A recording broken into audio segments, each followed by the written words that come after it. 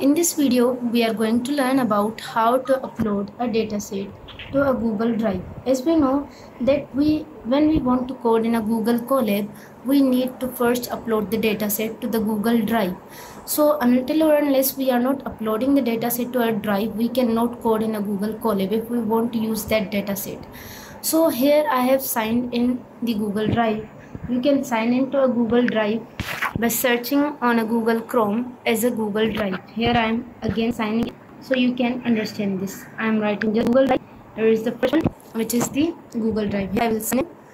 Sign in will automatically text the email which you have in your browser. So here we have the Google Drive. Here I have the app of the Google Drive. You can also download the application from Google Chrome. So this is actually the interface of what? The Google Drive. Now we want to actually upload the dataset that we have stored in the downloads. Here is the icon, that is the plus icon. By clicking on this, we have the multiple options. There is the second option, that is the upload. We will select the upload.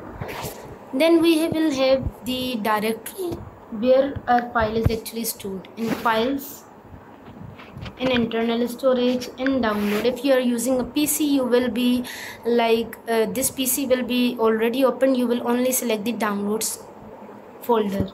So here you can see the first one, which is the archive.zip. This is the dataset that we have downloaded as we have discussed in the previous video.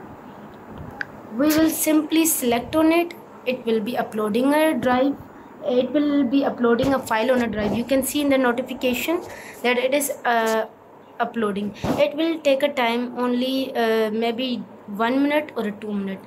After 1 minute or 2 minutes, you can see that your file will be shown here.